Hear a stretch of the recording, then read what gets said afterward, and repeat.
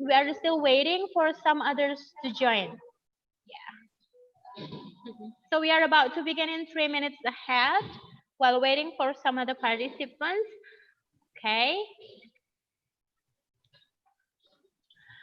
Professor Yudi, do you probably want to try to have a slideshow? Slideshow? Huh? Okay. Okay, just to check on the camera and Profesor awet muda ya, dari saya kuliah dulu sampai sekarang tetap muda. Tetap muda. Yeah. Okay.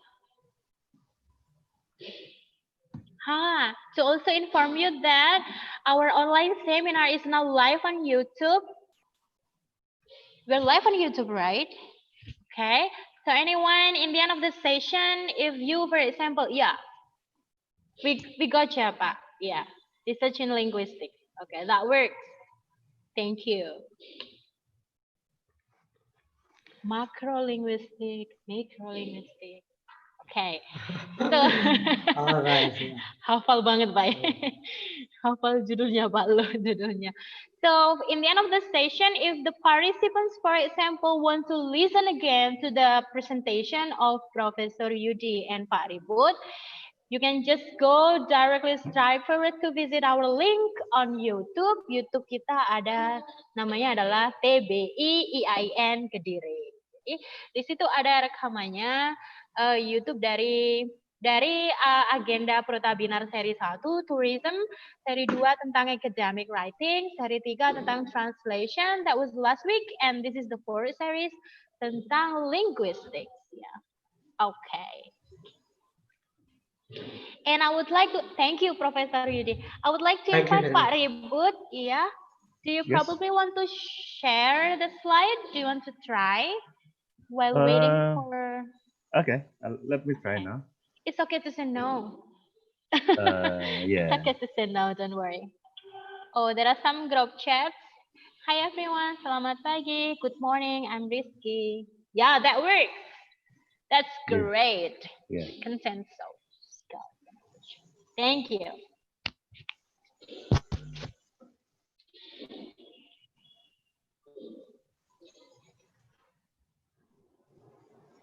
'94, and some others are coming. Okay. Critical applied linguistics, the digital spaces.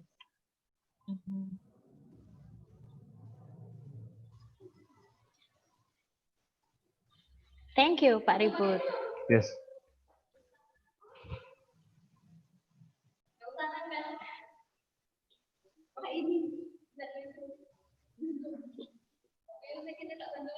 Chatnya sudah, Chatnya sudah mulai banyak ya, Pak Fatur. Selamat pagi, saya mahasiswinya dulu. Wah, sama ini, saya juga mahasiswinya dulu. Johnny from Universitas Bung Hatta. Pak Johnny, selamat datang. Oh, Johnny is here. Okay. Do you know him? Yeah. I think he was my student. I think all the participants know both of you. Yeah, of course. Tidak asing ya. Tinggal profesornya hafal enggak ini karena banyak sekali mahasiswanya. Selama pandemi banyak menjadi pembicara di beberapa seminar online ya Pak Paribud dan Pak Yudi. Yeah. 2 more coming for me this month. Wow, this month. I think next week is the last week, but you still have 2 more coming. Okay. Oh, so excited. Okay. What is your challenging? Kayaknya challenge-nya di mana Pak kalau seminar online? Berbeda ya dengan tatap muka. Yeah. Yeah, in trying to be communicative, not only with the performance, but also the visual aspects. I agree. Dan juga kalau online waktunya biasanya lebih pendek ya Pak ya. It deals with the Wi-Fi or the data. Okay, we have 3 minutes to go.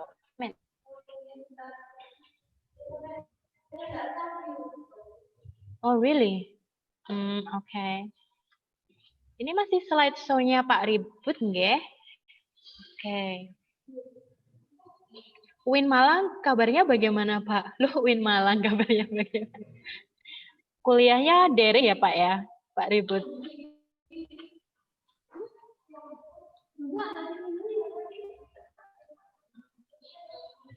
Okay, I think I need to mute.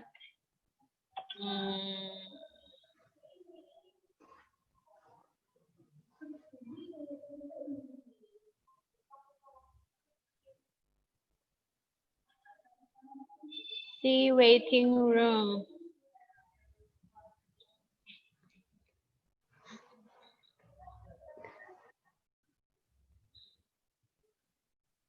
Well,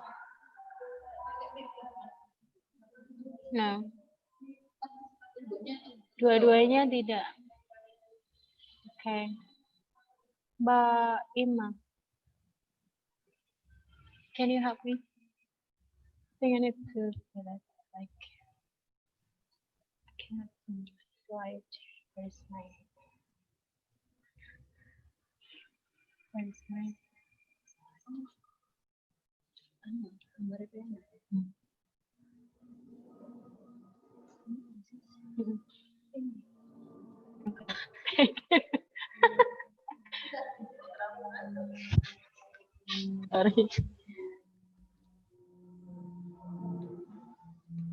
Can we start right now?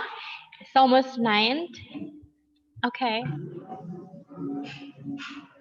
Okay, everyone, we are about to begin.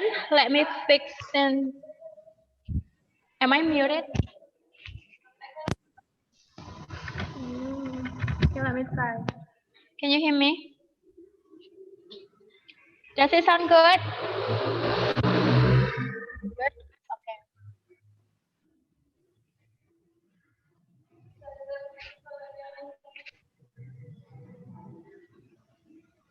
Can you listen to me? Yeah, of course, because you are not wearing headphones. Oh, really? Okay, well, I think I have something wrong with my... Okay. Does it sound good? No? Yeah, it's clear. Oh, it's clear. Thank you. Yeah. Thank you. Okay, so we are about to begin. Pak Fatul Rashid, is he already here? Okay. Hang on.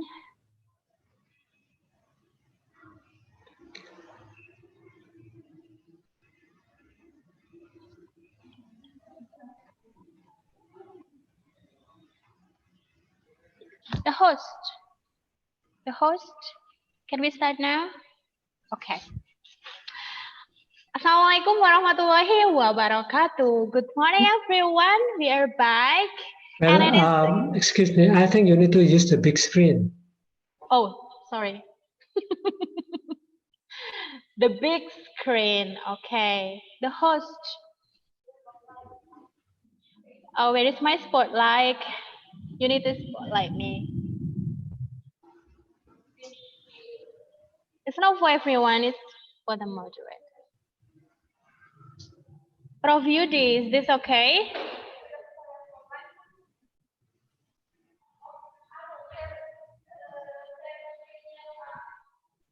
Oh, I think Pak Yudi, what's on your computer right now? Is it the share screen from Paribud?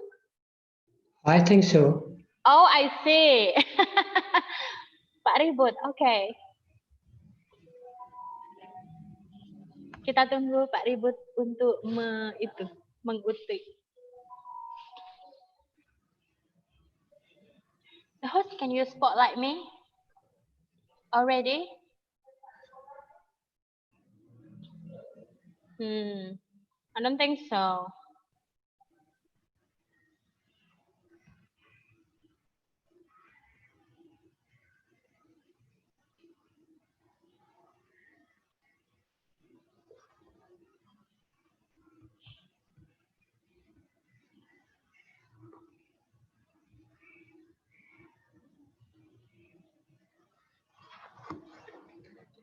Halo. Oke. Slide show-nya masih muncul ya Pak Yudi ya?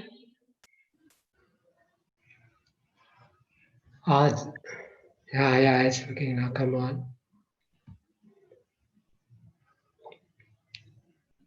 Is this now better or is this now the same? I see you, but it is small, like. Oh, okay. I don't know about the others, whether they can see you in the spotlight.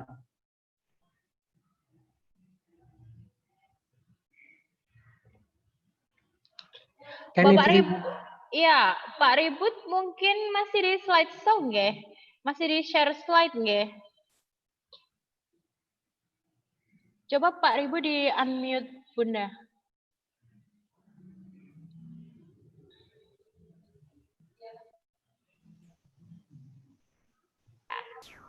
Ya, kami masih melihat layar Zoom-nya Pak Ribut. Iya. Iya. Sudah di itu ya, Pak ya? Sudah saya ini. Oke, hang on. Sudah saya keluarkan itu ini.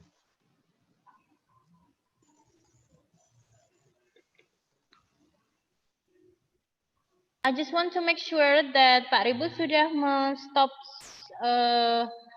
share screen-nya nggih. That's right. Yeah. Okay. Welcome to my life. Okay, thank you everyone. So here we go. Okay. Assalamualaikum warahmatullahi wabarakatuh. Good morning everyone. We are back. Morning. And it is a great honor to welcome you to Protabinar Series 4, Carry Issues of Linguistics in Digital Technology, presented by English Department, Faculty of Education, State Islamic Institute of Kediri. Still with me as a moderator. So I think I have never introduced myself beforehand. If you, for example, see the flyer, the photo is the same, and that's the same person, and that's me. Call me Aini. My name is Aini. And I would like to give you a warmly reminder that in English department, we have 6 series, and this is the 4th one. And the series will be always held on every Wednesday. And next week, the event is about journalism. And to also inform you that this online seminar is now live on YouTube. So to anyone who cannot join the Zoom, or if you, for example, in the end of the session would like to listen again to the presentation of the speakers, you can directly go straight forward to visit our link on YouTube, TBIIAIN Kediri. Thank you. So we have around 500 participants who have registered.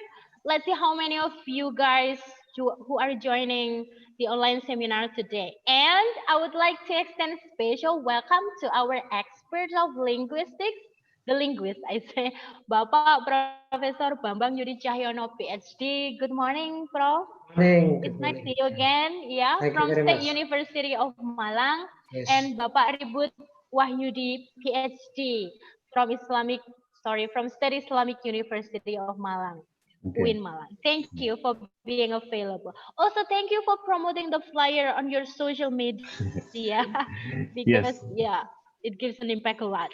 So before we begin, I would like to invite the Vice Dean of the Faculty of Education to give opening remarks kepada Bapak Dr. Fatur Rashid, MPD. You have the floor. Okay, Assalamualaikum warahmatullahi wabarakatuh. Waalaikumsalam warahmatullahi wabarakatuh. Bismillahirrahmanirrahim. Alhamdulillah wa syukurillah wa la haula wa la quwwata illa billah. Amma ba'da. In this wonderful occasion, first of all, I would like to express my warm welcome to all of you, and my warm welcome especially goes to our teacher, Professor Bambang Yudi Cahyono, PhD. Welcome, Prof. Thank you very much. My warm welcome also goes to my colleague, Pak Paribud Wahyudi, PhD. Welcome, Pak Paribud. Nice to see you. Nice to see you again, Pak Rashid. And of course, my warm welcome for everybody, for every participant in this Protabinar, held by English Department of EIN Kediri. Secondly, on behalf of my colleague, I would like to express my sincere gratitude to everybody participating in this Protabinar on on current issues of linguistic in digital era. And again, my special thanks goes to Pak Professor Yudi and Pak Paribud Yudi PhD and everybody involved in this Protabinar. Ladies and gentlemen, as we know, as we witness today that we are in digital era, and everybody is trying to digitalize anything in this era. For example, our ears have been enjoying digital music. Our eyes have been enjoying digital film, digital videos, and in the future, probably we are going to enjoy digital linguistics. And it is for this reason that this seminar, this Protabinar, is intended to find out some challenges, some possibilities, some impact probably of digitalizing linguistics to applied linguistics to the teaching of English as a foreign language. And that's what we would like to have at the end of the seminar. And once again, thank you very much. Welcome to the seminar. Have a nice discussion. Thank you. Assalamualaikum warahmatullahi wabarakatuh. Thank you. Waalaikumsalam warahmatullahi wabarakatuh. Thank you. So I would directly like to invite our great speakers, but before I would like to read his bio. Hang on.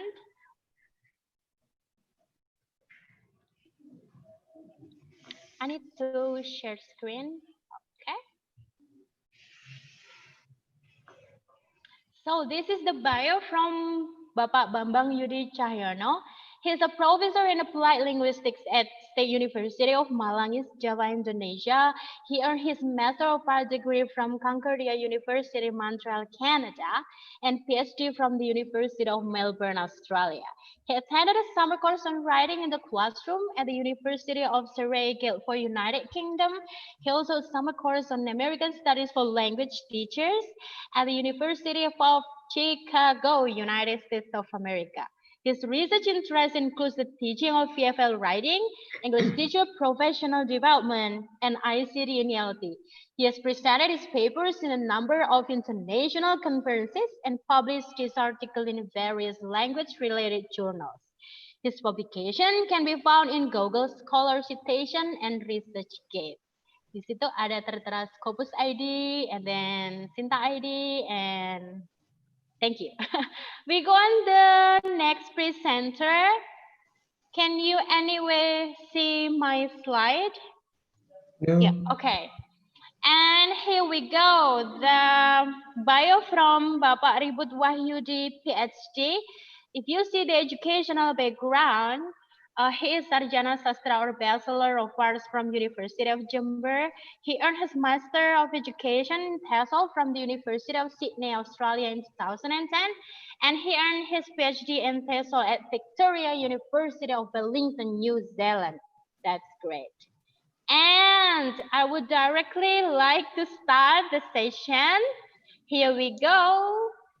I would like to directly invite Bapak Professor Bambang Yudi to give his presentation. Thank you. Thank you very much. Okay, I would like to present my talk here. And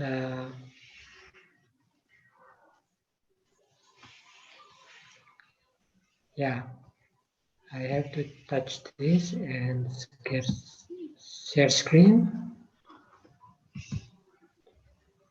All right, let me.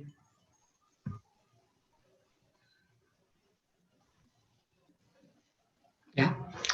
Good morning, everyone. Assalamualaikum warahmatullahi wabarakatuh.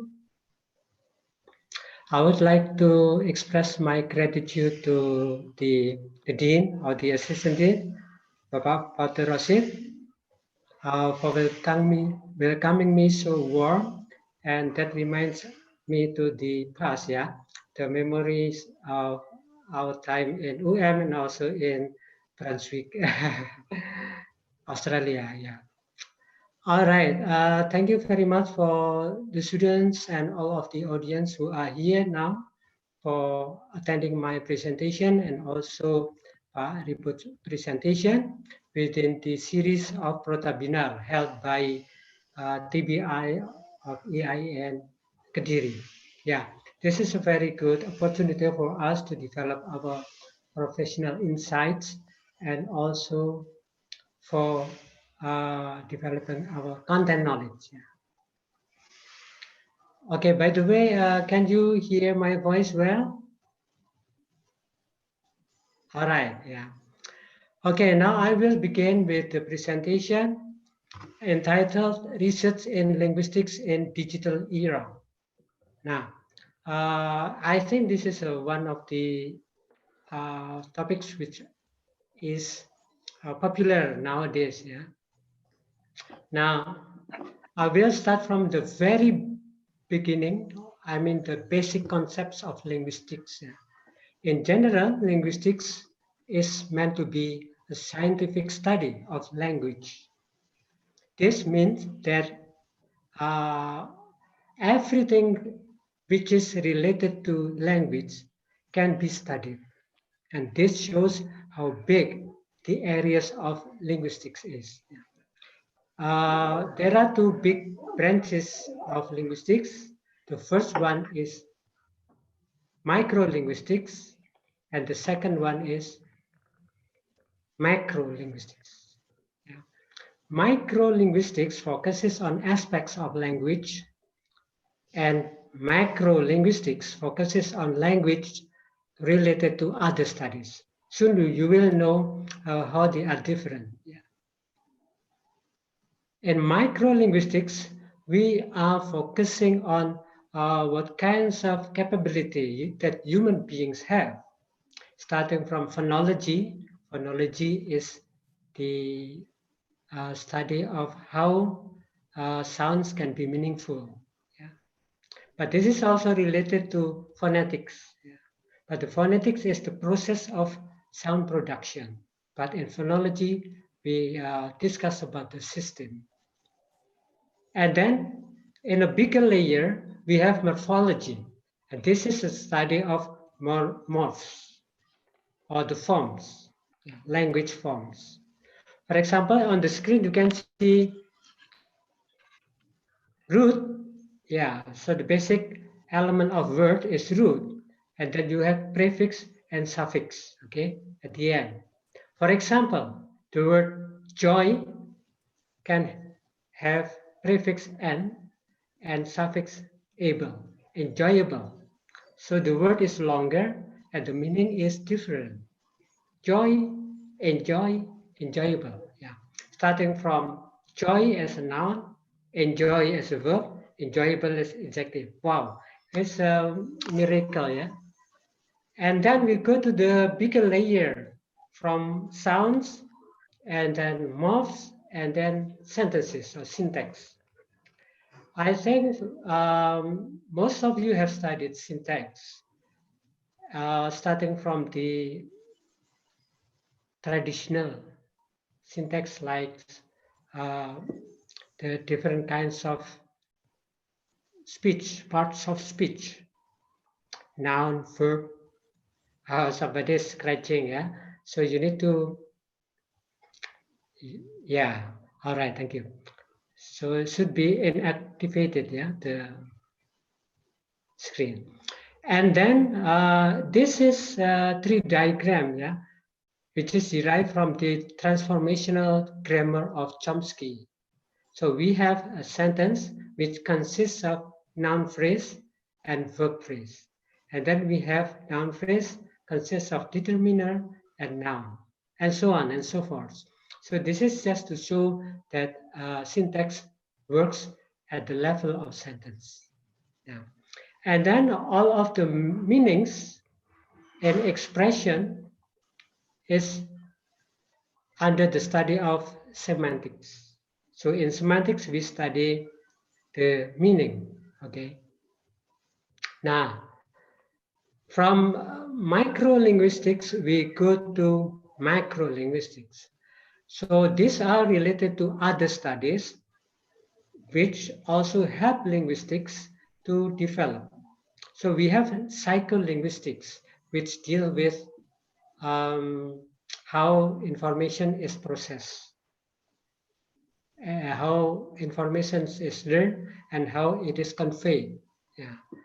And then in sociolinguistics, we talk about how languages are used, to whom and when. Yeah. So it deals with the society, how society use the language. Yeah. And in semiotics, we use signs. Now we have a lot of emoticons, which can mean something. How smiley means. And when you want to thank you, then usually you use your double, your hands like this, or something like that. And then we also have some other studies which are related to language. For example, discourse analysis, pragmatics, and many others. Yeah, word formation and so on. Yeah. Okay, when we talk about all of the branches of linguistics together, this is called general linguistics.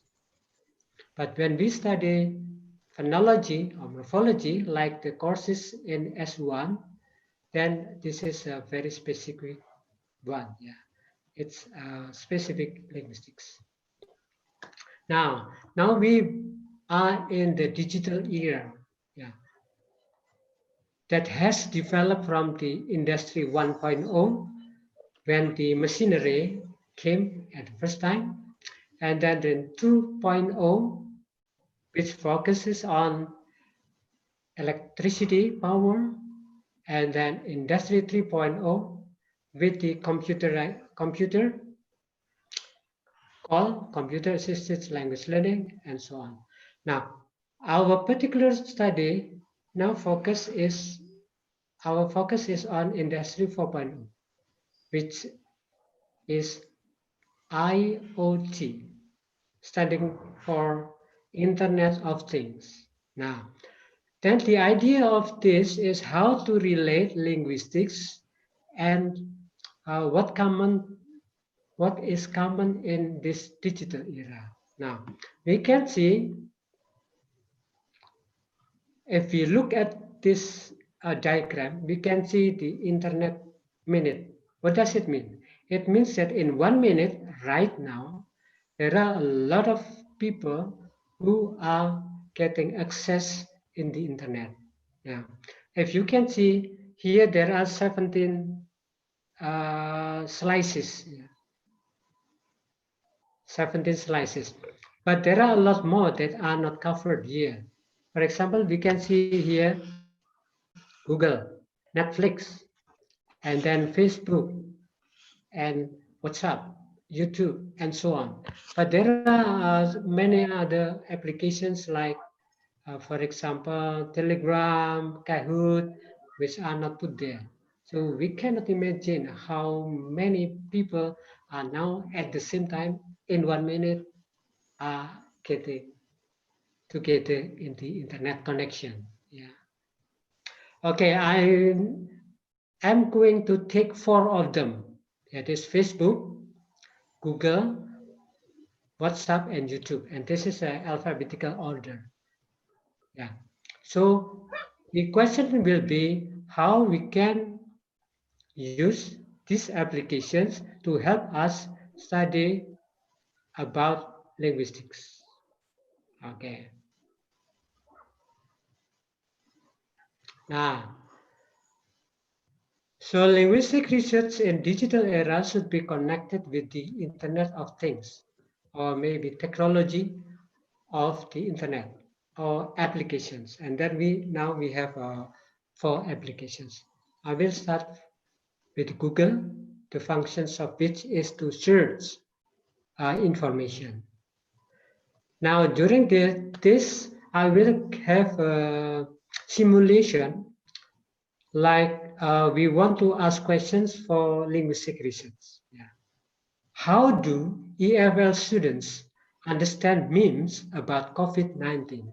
Now, so we are going to collect data from the internet by using Google. Now, so if you look at this, now, you type in the Google searching bar meme about COVID-19. All right. From the first appearance, you can see this picture or images. So we are going to collect data related to COVID-19. Now I will choose one of them. This is an example. And then you begin to scroll down this and try to find out a lot more. Yeah. Here I have found 5 for you. Now this one. Now this is a data collection. We have 5 data here. And then we are going to analyze this. Yeah. Look at this. Now, can you see the text? Yeah, work from home. The expectation is working with computer, but the reality is, so it's different. And then we also can see here in the pandemic era, normal people will be getting bored. A lot of time will be used at home, maybe sleeping, reading, and other things which are not that pleasant. Yeah. But for gamers, they enjoy the situation very much. Yeah. Now, so the data like this, then will be able to be used to answer our question. Yeah. So we use these branches of study. We use linguistics to analyze the words and sentences. We use semiotics to analyze the pictures, and we use psycholinguistics to analyze our prior knowledge about the picture. Now let's go back to the previous picture. Now, what is the linguistic part of this? Wait a minute. Yeah, you know Superman, right? Yes. And you know the COVID situation, right? Now, and then the wife said, aren't you going to do something to fight the coronavirus? I'm doing it. Just staying home is doing something for coronavirus. Yeah, that's good. So then we analyze all of them, and one of the conclusions will be like this. And the results, during the COVID-19 outbreak, people are advised to work from home. Yeah. So this is the red color is the text, the linguistic part, the verbal elements. But then a businessman, this is the semiotics, the visual element, yeah, or the director or manager are expected to work in managing business of information or information when he is at home. But the reality, in fact, he works on something or some household chores, which is preparing his own food. Now, so then you can also make a conclusion about Arnold Schwarzenegger and the T-Rex. Yeah. Now, so from Google, we can say that there are lots of possibilities to develop linguistic research areas from by using the help of Google. Now, number 2, we are trying to use WhatsApp now. The research problem, something like, what do EFL students commonly say to express gratitude? Gratitude means the feeling of being grateful and wanting to express your thanks. We have 2 prompts here, how to get the gratitude from students. I took it from my WhatsApp, which is purely in English. The first one is I want to inform them, encourage them that there are other students who can finish S3 program in 3 years. I hope that this will inspire them to be able to study and learn and finish the S3 program in 3 years. Because the students who are members of this WhatsApp group are from 2019 generation.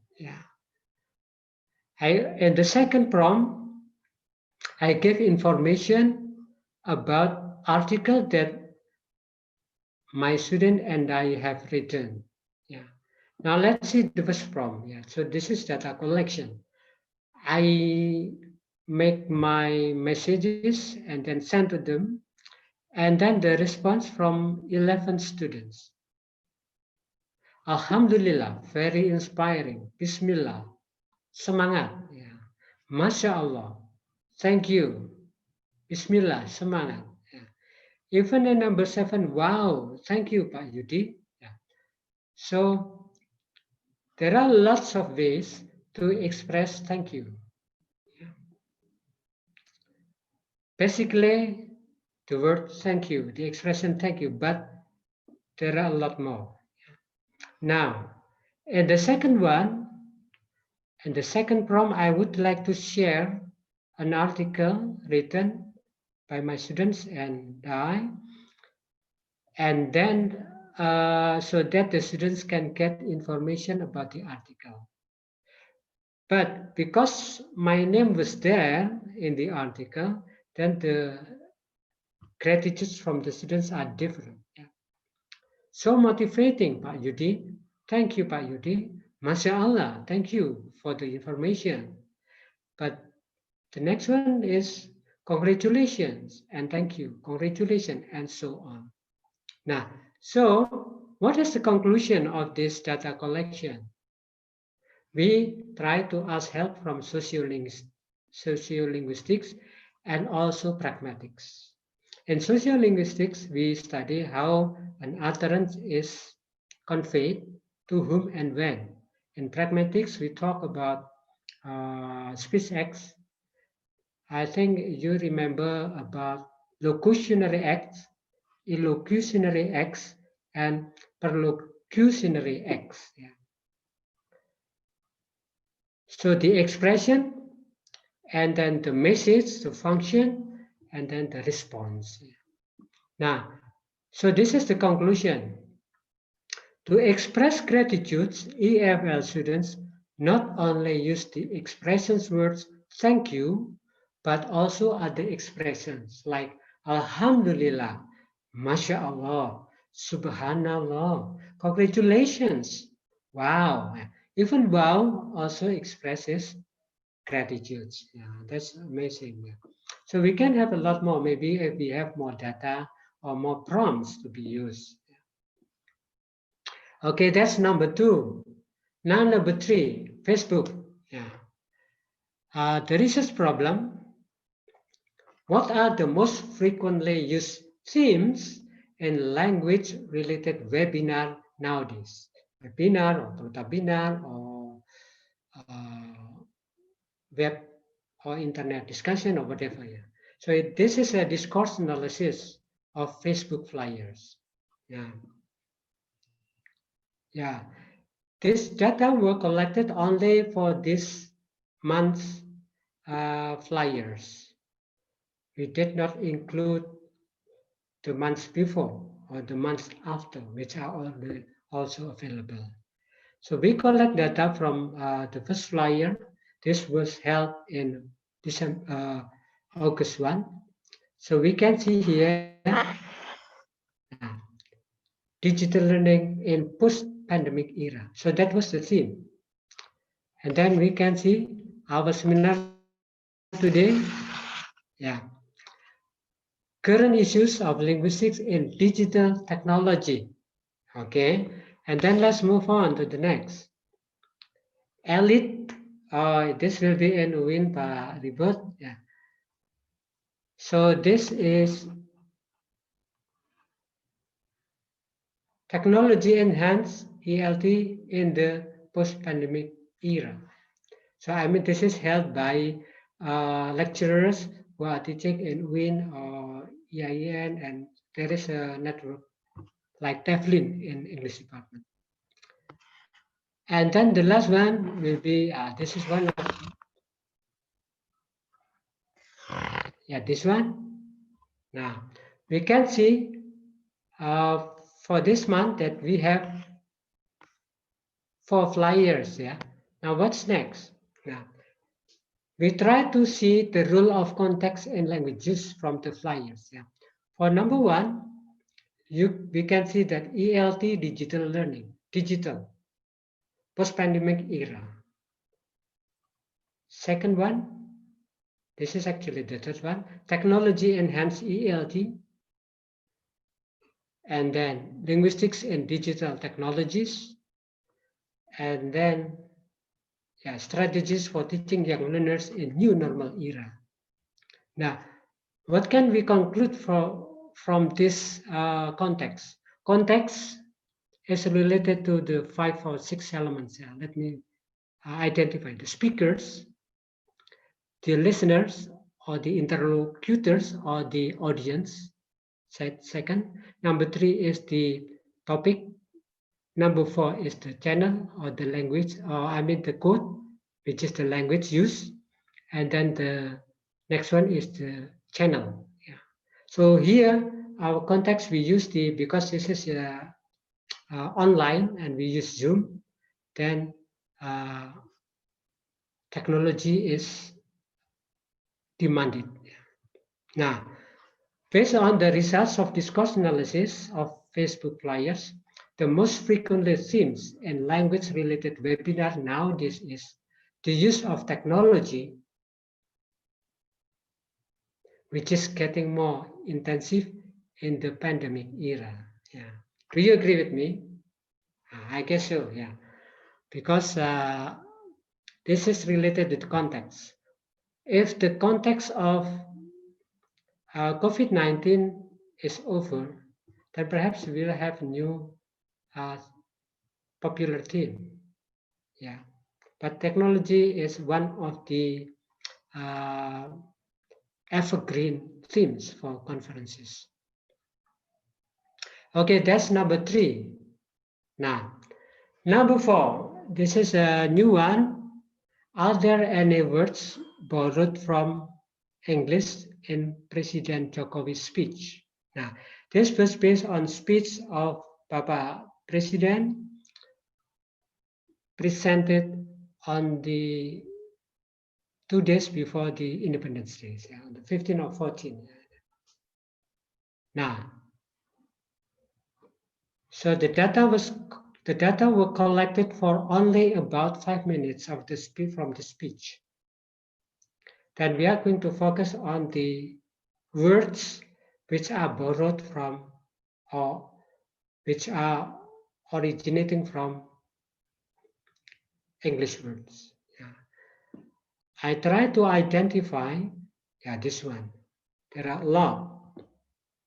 The word like quarta, percent, pandemi, fundamental, protokol, nasional, mensinergikan, channel, and so on. Yeah. So our question will be, all of these are borrowed words, but what are the classifications of these borrowed words? We can see, for example, the first category, the red the words in red. Bapak Jokowi read this with restart, rebooting, upper middle income country, discount, channel, smart, shortcut. Now, so from this we can conclude that an Indonesian speech of Bapak President Jokowi, we have English spelling of some words with English pronunciation. This is interesting. Yeah. If this is only 5 minutes, but the speech was about 15 minutes, and we can have a lot more. Yeah. And then we try to see different classification. English spelling with Indonesian pronunciation. Bapak Jokowi read the blue words like this: momentum, fundamental, program, normal. Actually, in English, they are different, right? Momentum, fundamental, program, normal. Yeah. So this is quite interesting. So English spelling again with Indonesian pronunciation. Yeah. And they are meaningful. Yeah. And we can accept that. And also the House of Representatives, MPR, DPR, also agree with this. Yeah. Now, this is the most frequently types which happen in the speech: Indonesian spelling and Indonesian pronunciation. Percent, minus, comma, economy. This is not written in English, purely in English, and this is also read in Indonesian pronunciation. So we can see that this is the dominant type of the data. Yeah. There are also some other classification like ethos from ethic, but it becomes ethos.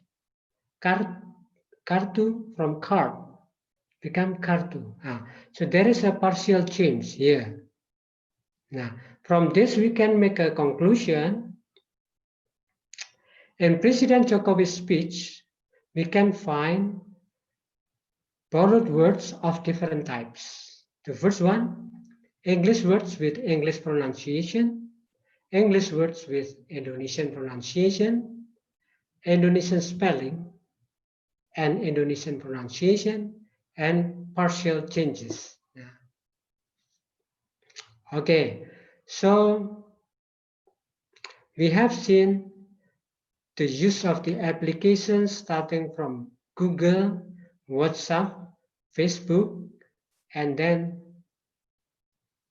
YouTube. Depending on your research questions, and you can also find different kinds of data. And also this will be specific to the applications. Like WhatsApp's focuses will be on pictures and words, but for Google, maybe on the words, also picture then, because of the visual aspects. YouTube, the visual aspects is more dominant, yeah. But we can also combine it with linguistic expressions. Now, it depends on our creativity, how we can get ideas for our articles, perhaps for scriptsy, thesis, or dissertation. Now, what kind of conclusion can we get? Now, there are two big conclusions here. Areas of methods of research in linguistics have developed along with the development of technology. We can see with the development of tools from laptop to smartphones, we can have possibilities, a lot of possibilities to carry out the task. Rather than visiting area, for example, In the past, to collect data about anthropological linguistics or people in Wamena, then we have to go there by flight and then stay there for days or even weeks or months and collect the data. Now with the applications, we can get data easily. We can sit at home, open our laptop, do the Google search, and then we can collect our data or YouTube. Yeah. Now, the next conclusion, the second one, scholars and linguists are encouraged to use technology or applications as sources and resources for linguistic research nowadays, because perhaps the old data from the real context of people in Wamena or in Alor in different parts of our country will be useful. But if we cannot go there, then we can also use applications or technology or internet as our tools to get sources and resources. Okay, that's the end of the presentation.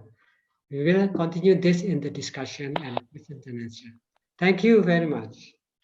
Thank you very much, Professor Yudi. One of the most interesting part for me is that the slide about the expectation versus the reality, working from home. That picture really represents my life right now.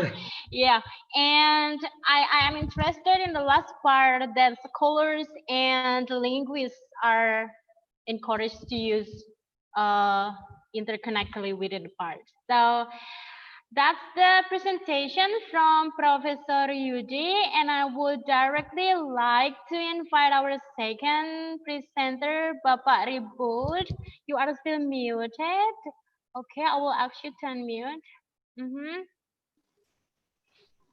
Okay. Yes, Mbak, Yes. I'm here now. Okay, are you ready, Pak? Yes. Okay, thank you. Monggo. Assalamualaikum warahmatullahi wabarakatuh, and good morning for friends who are from different religions. Now, I'd like to share my slide first.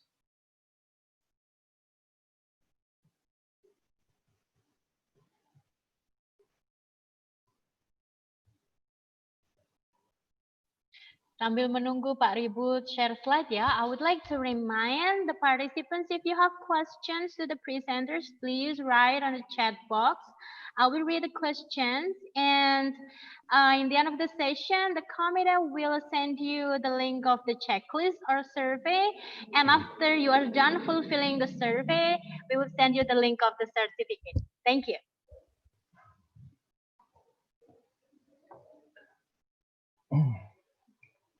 Okay, Mbak Ani, let me start now my presentation. Yes.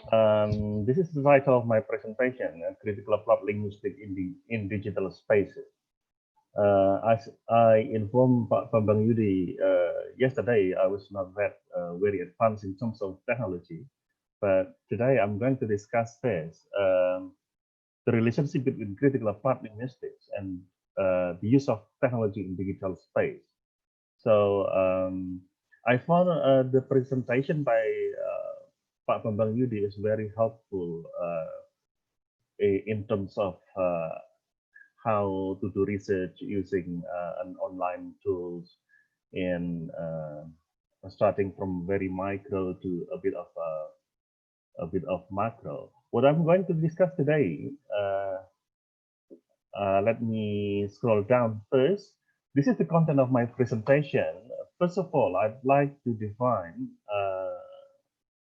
what critical applied linguistics is. Of course, I have to refer to the big scholar in the field, which is Professor Alastair Pennycook. He is a professor at University of Technology, Sydney, very well known in the field. And a second, I will discuss about the notion of model of investment of ideology, capital, identity from Ron Dalton and Professor Bonnie Norton. Professor Bonnie Norton is a very well-known professor. at University of British Columbia, Canada. Is it clear, my voice, but I mean? Okay. Yeah, it's really clear. Okay, let me continue then. Then, for the next point, I will discuss an article written by Professor Francesca Hulm from University of Padova, Italy, who discuss critical approaches to online intercultural language education. Okay, let me discuss. Okay, hang on.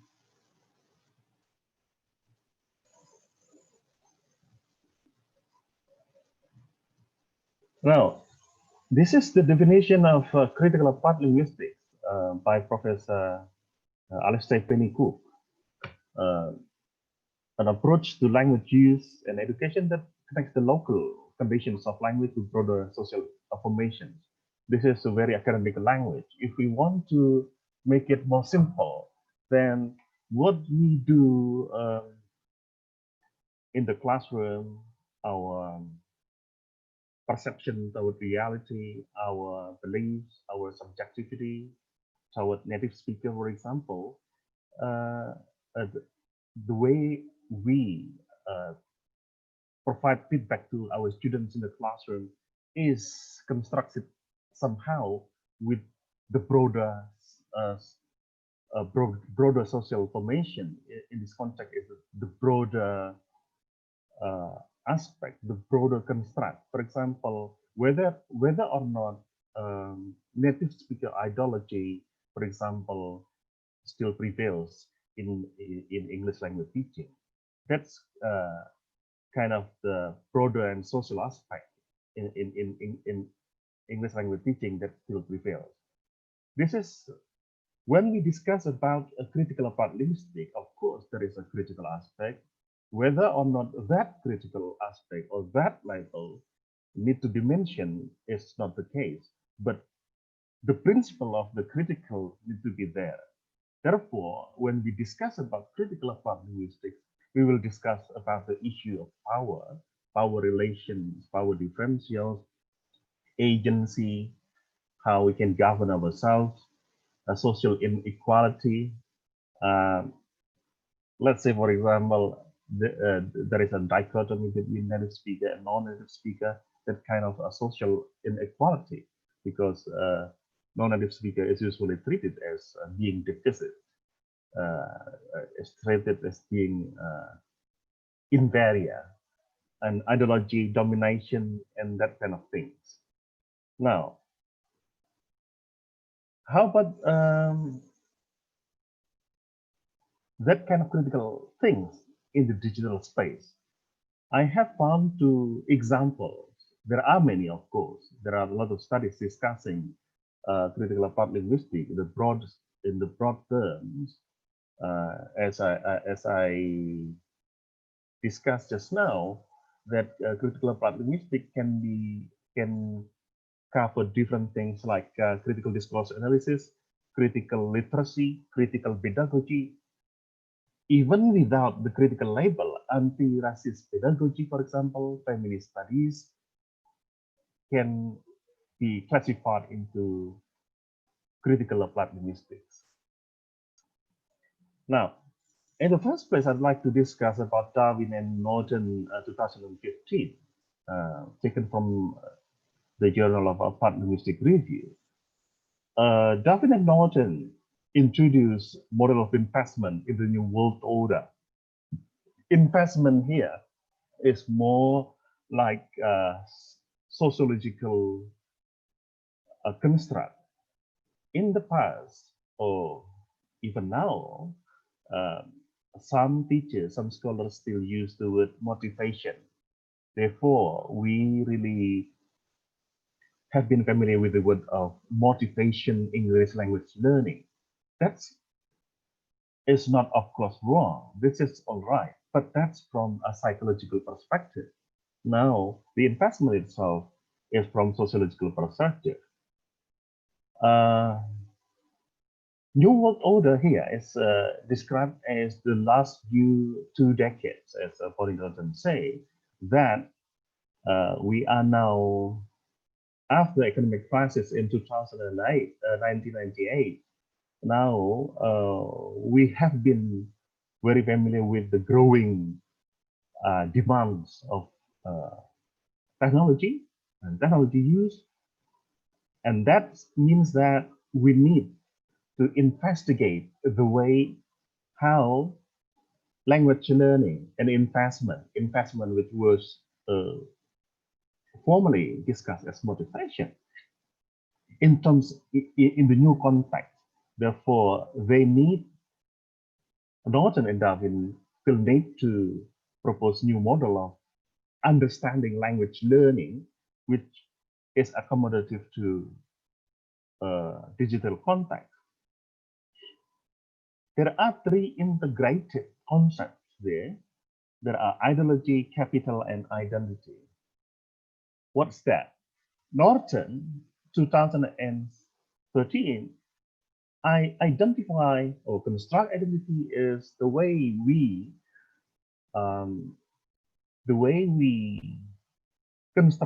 people construct, understand relationship with the social world, and how that kind of relationship is structured over time.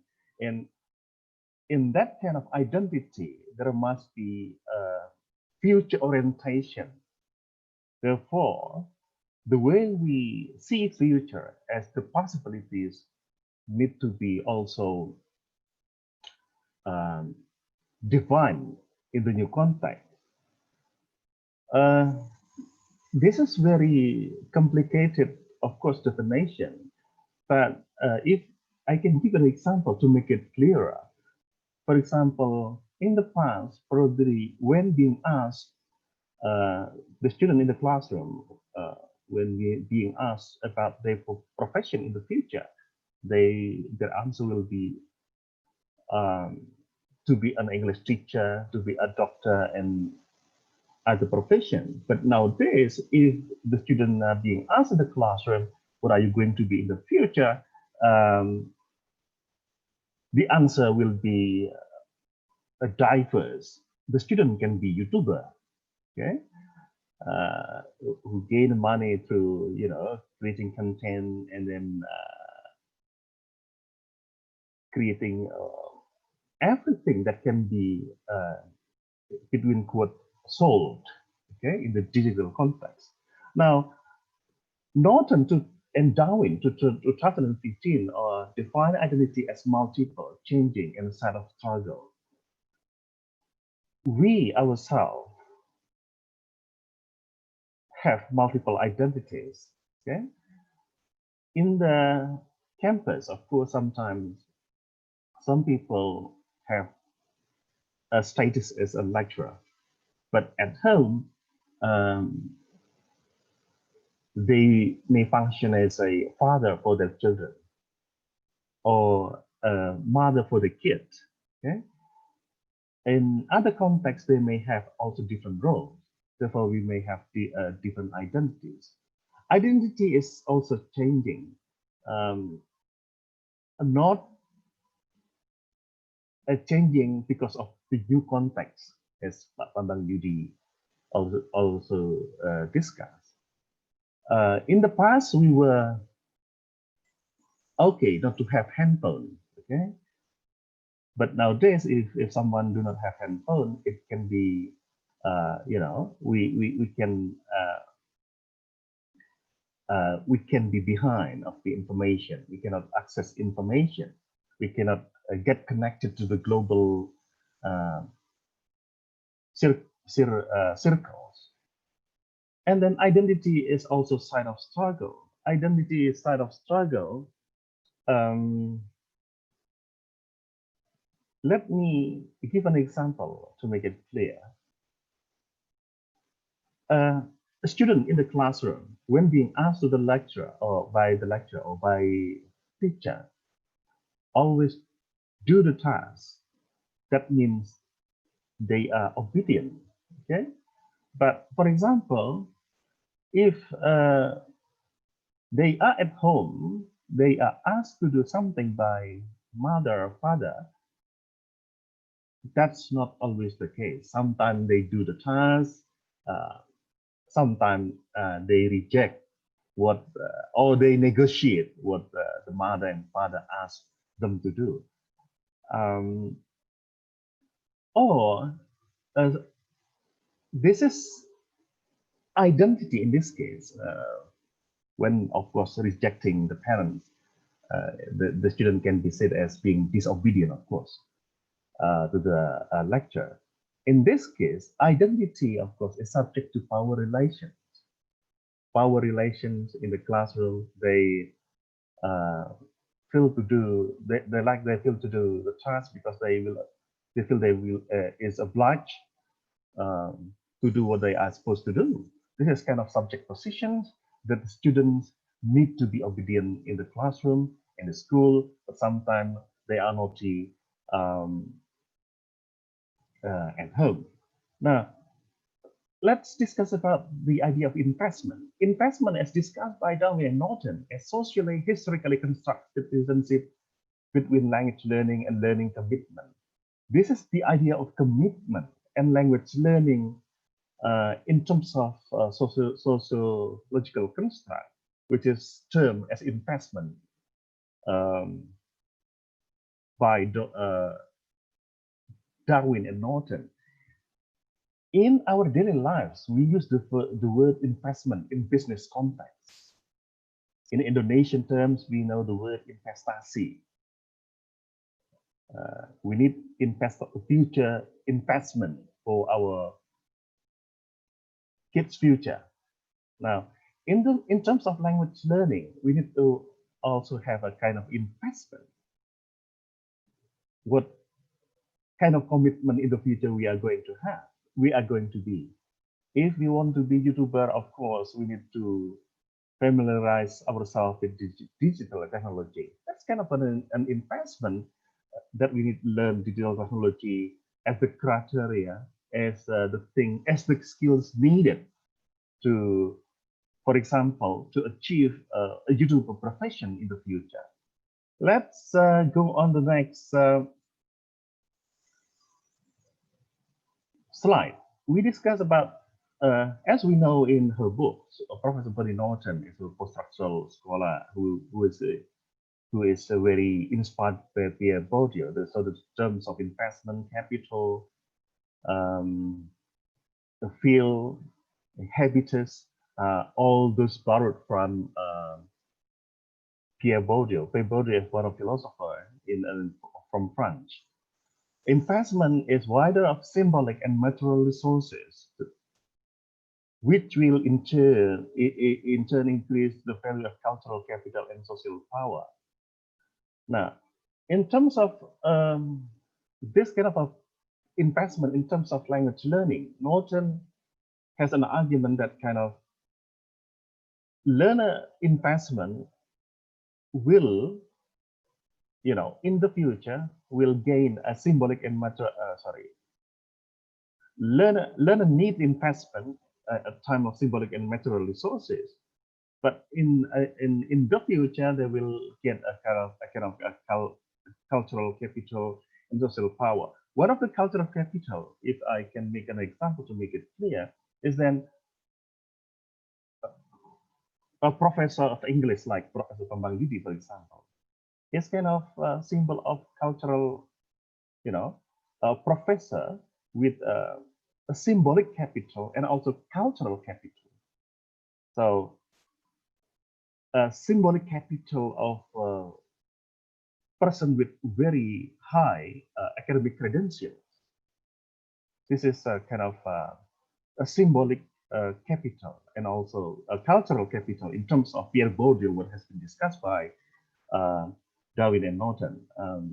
I'm sorry if the terminology used by Norton and Bourdieu is too philosophical and not easy to understand, but at least we can learn a new thing, I think, today.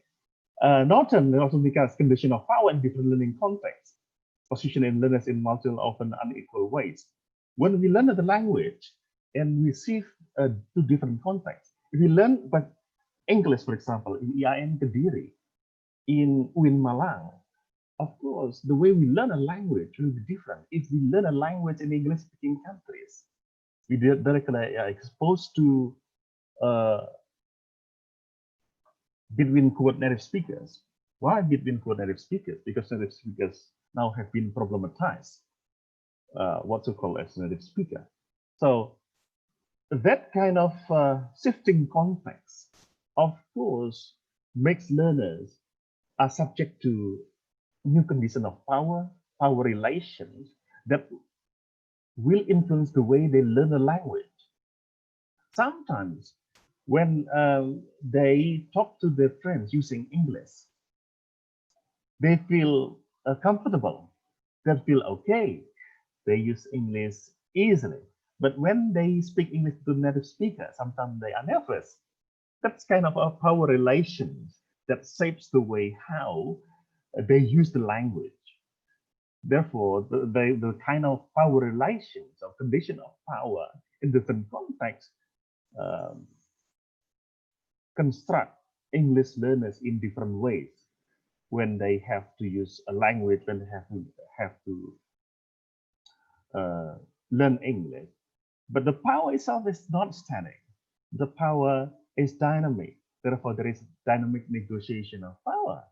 As soon if the learners are confident, and then yes, let me make an example of my own language learning trajectory in the past.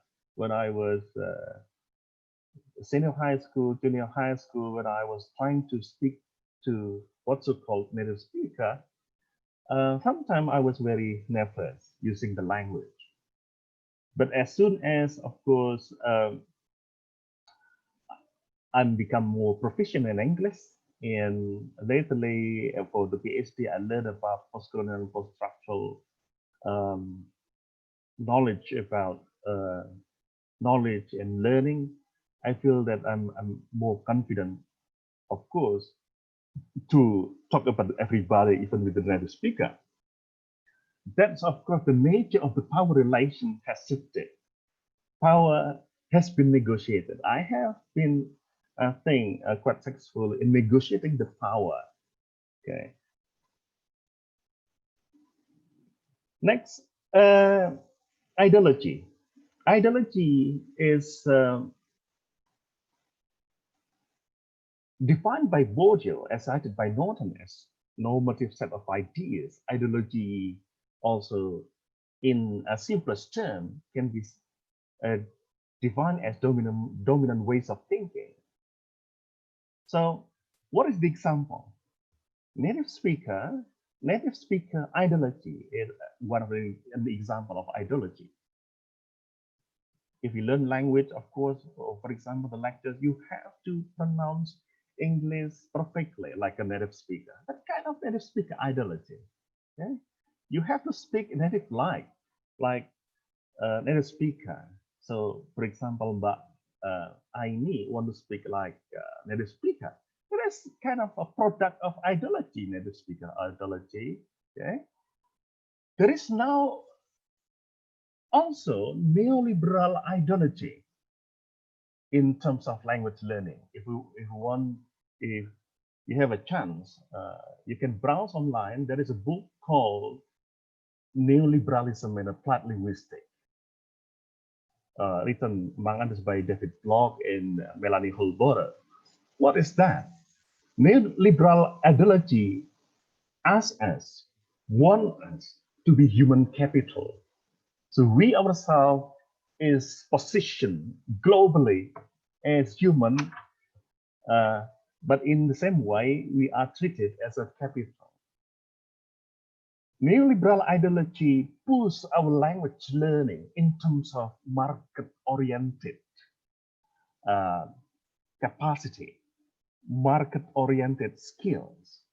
So, for example, in terms of nowadays, why American English and British English remain dominant? Yes, of course, I will say this is not wrong. To dare to say this is wrong, this is not wrong, but this is hegemonic, actually. So, but sometimes the what I call the bad aspect or the harm aspect of this kind of ideology is excluding, marginalizing those who speak English using Japanese accents, using Madurese accent. So when we speak like American, we have American like, British like. That's of course not wrong. But remember, do not marginalize those who speak English using Japanese or Madurese accent. Because if that's the case, we are trapped in terms of native speaker ideology. Okay?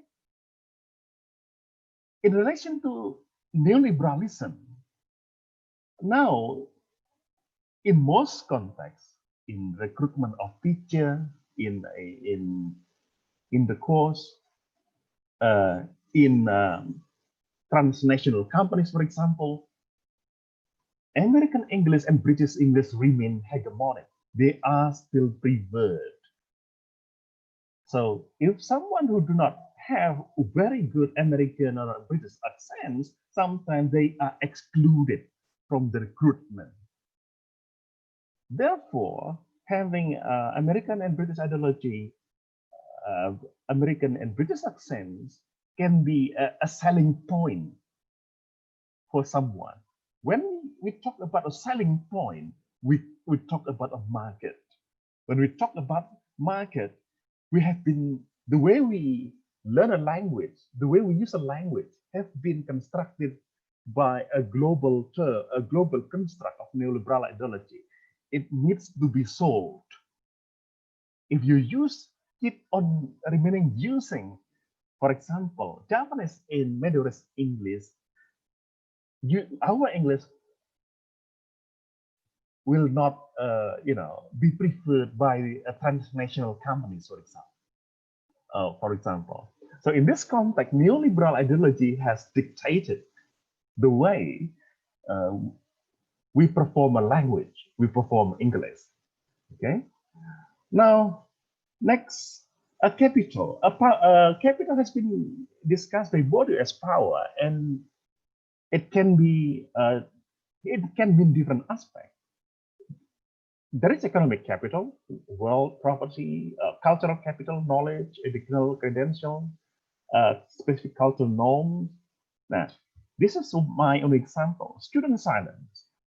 Asian students, a student from UM, for example, student from EIN Kediri, a student from UIN Malang, as I know, they tend to be silent in the classroom. I think most of us will agree on that point. But what is the meaning of silence then? Are they passive? Do they understand or not understand? Sometimes it's hard to, to predict the meaning of student silence. But this is really meaningful if we learn about post-structural knowledge or ideas. I learned post-structural, I teach post-structuralism and deconstruction for the last 2 years in Malang. Student silence, Asian student silence, when they learn a master degrees in TESOL, for example, in Australia and New Zealand, or in America, they might be treated, or they might be thought of being passive. Yeah?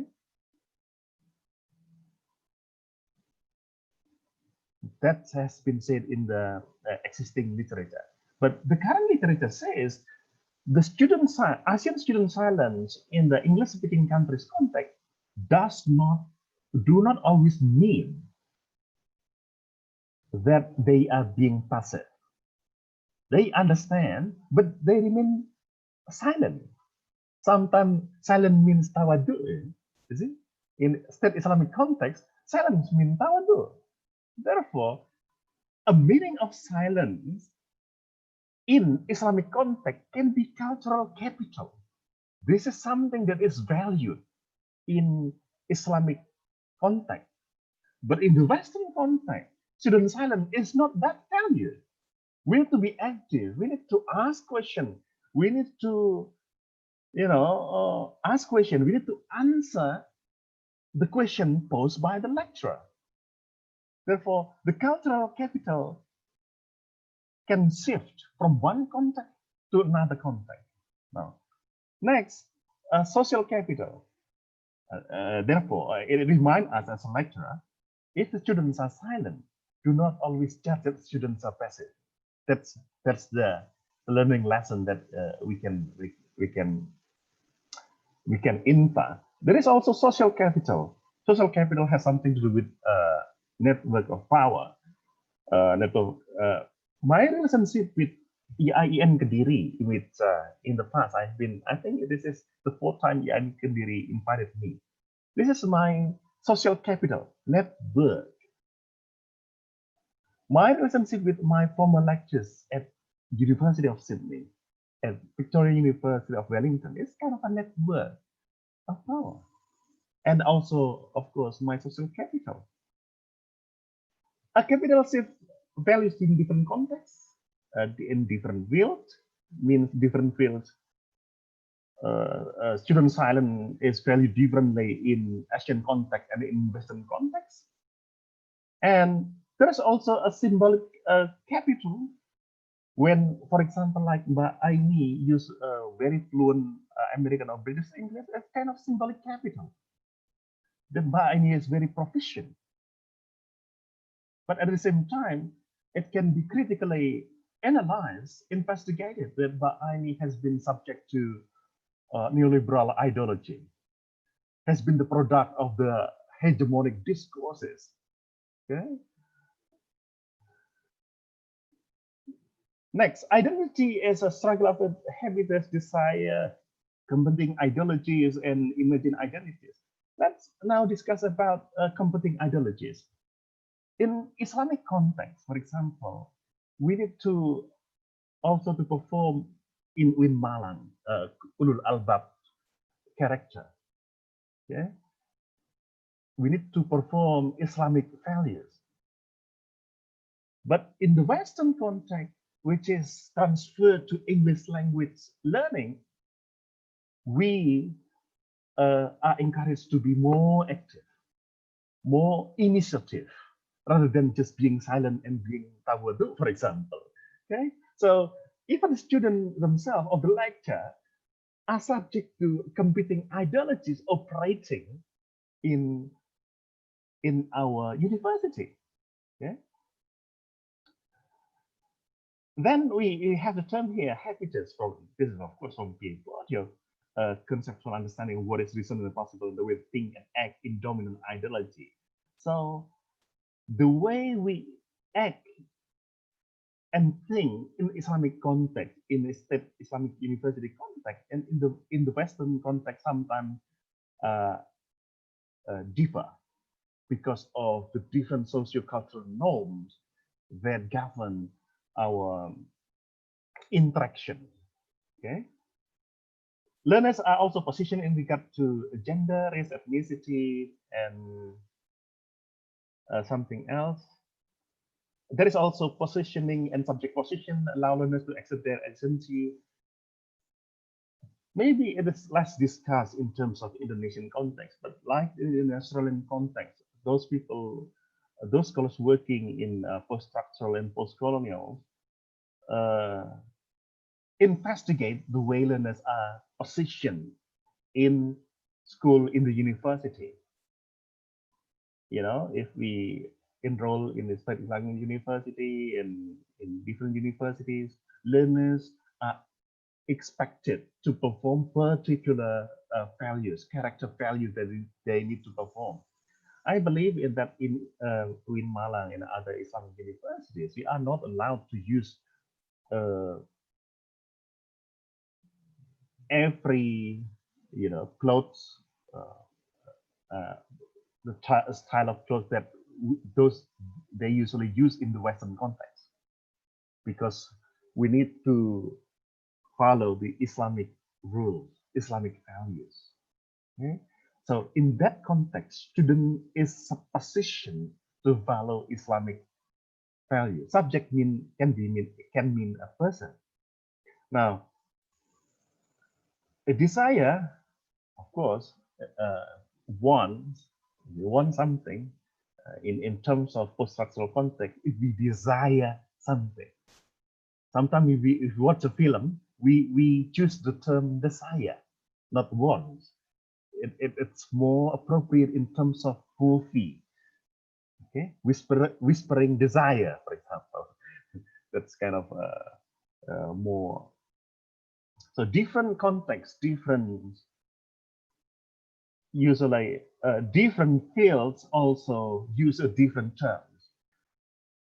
If we learn in kind of structural positivist thinking, the terms like efficient, effective, efficient are preferred.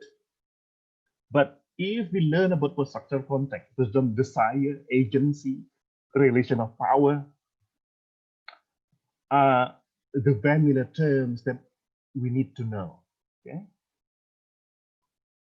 the student desire to speak or not to speak. Okay, in the past we know about student motivation to speak or to not speak.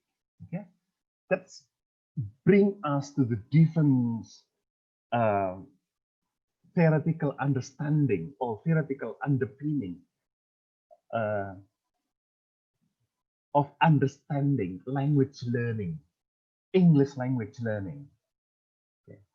Next, I'm afraid of the time. There are two case studies here. Henrietta is an 18-year female student from Uganda. This is from the research from Professor Bonnie Norton. Oh, I remember that Bambang did a master in Canada, if I'm not mistaken. Okay. Henrietta is from a low socioeconomic background with no internet access. The very limited internet access is facilitated by Professor Bonnie Norton when she conducted research in Uganda when investigating HIV/AIDS. Henrietta used internet to learn computer and to start access information. Okay. When accessing information from the internet, Henrietta joined the group. Henrietta's desire was to join the group of knowledgeable people in the world. So from the girl in Uganda, internet access is very precious, is very limited, not like internet access that we have here. A second example is Aiden, 16 years old, male Filipino who lives in Vancouver. Aiden is from a high socio-economic background. Of course, he doesn't have any issues with accessing the internet. He has an excellent internet access. What he did was he joined online course of currency trading because his father is a businessman. And in that kind of online course, of course, this is not free online course that what we usually join. This is a paid online course in which he learned currency trading, when also Ayrton learned about the market and opportunities in the future, not only becoming a teacher. This is a kind of a form of entrepreneurial spirit, entrepreneurial spirit from his father, that he learns this kind of business relevant aspect. Use of internet to learn currency trading is a reflection of neoliberal ideology, where in the liberal context, entrepreneur flexibility, mobility, human capital are emphasized. Okay, therefore, in language learning context, we have student mobility. Okay, student mobility in Singapore, we have in Malang, we have cooperation with Singapore and Malaysia. Student mobility. That is kind of the term reflected as, you know, the shade of neoliberal ideology. Now, this is, I have only 2 slides left, I think. This is from different terms. If in the past, previously we learned about capital, ideology, and investment, so what is the benefit of us of learning those complicated things?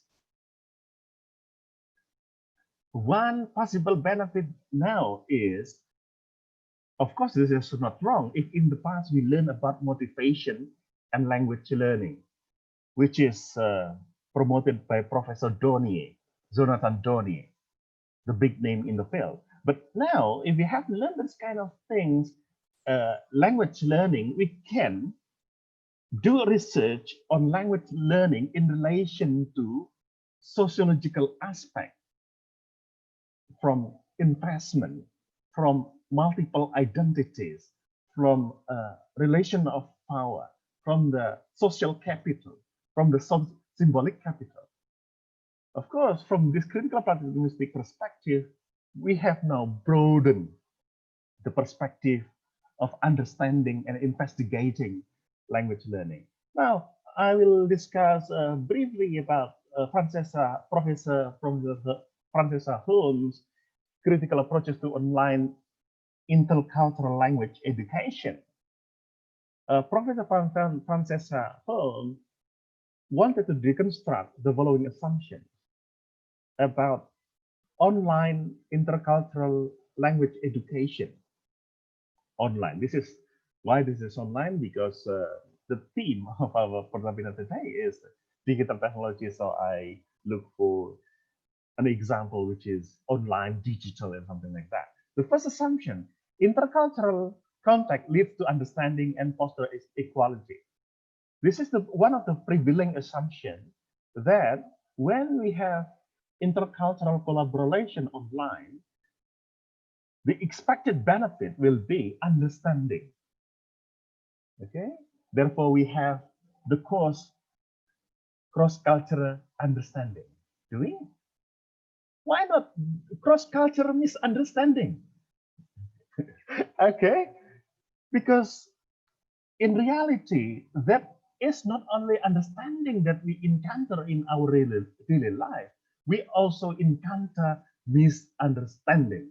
Okay, therefore, if we have the course, I don't know if that's in IAIN Kediri, Mbak Aini, Pak Fatur Rashid, or Pak Burhan, my friend. Okay, if the name of the course is Cross-Cultural Understanding, this is the name of the course influenced by positivist paradigm. We expect that there will always a good result. Okay, cross-cultural understanding. In reality, we have cross-cultural misunderstanding sometimes. Of course, the first assumption, intercultural contact lead. Okay, again, if you want to be updated, the term cross-cultural understanding need to be changed to intercultural understanding or interculturality. The name of the course itself. Cross-cultural understanding has been very old concept. A second assumption, the first assumption, what is the reality? Sometimes there is a tensions, difficulties, failure in collaboration. Collaboration means online interaction of intercultural language education. Tension sometimes occur, of course. Professor Fred Derfin from University of Helsinki in Finland said that misunderstanding in intercultural context is just normal. So sometimes if we speak English with others, there is misunderstanding. That's normal. Don't worry. That's reality. That's life. Okay. Don't be sad. Assumption 2, native speaker is the ideal interlocutor. This is the reflection of native speaker ideology that I have already discussed, which has the tendency to marginalize and devalue or exclude others. But that's of course not good, because sometimes in the interaction we even speak English with not native speaker. The number of the users of English in the world is a lot more non-native speaker rather than a native speaker. Sometimes I reject the idea of this native non-native. I prefer to use the word multilingual speaker, because there is no dichotomy between native and non-native. Assumption 3, we should aim to foster communicative and social cultural competence.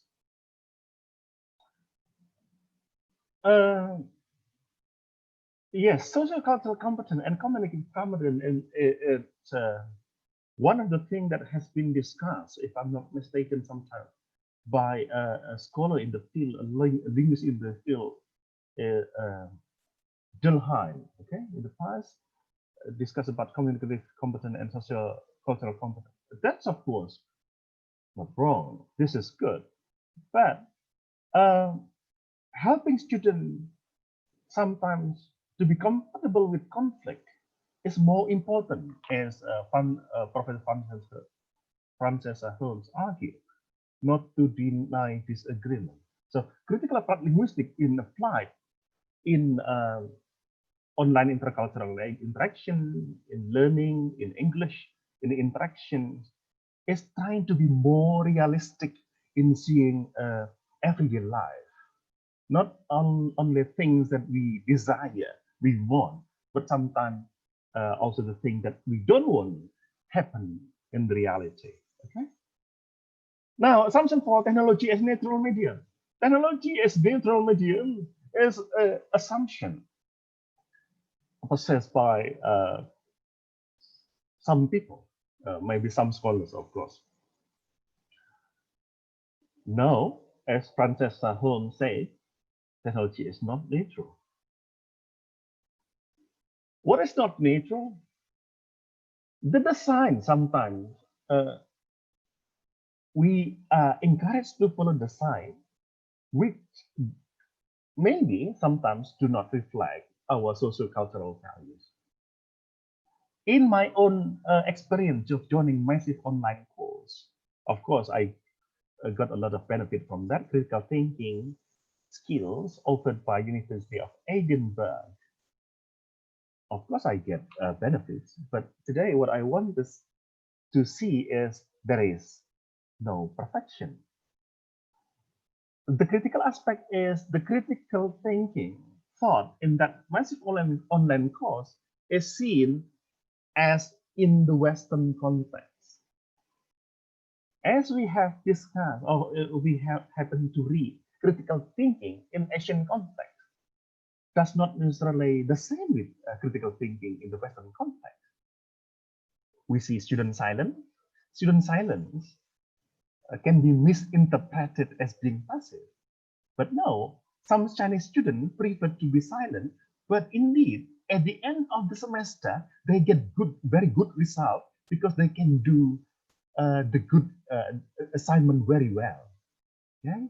So a part of critical thinking involved in that kind of learning process is different.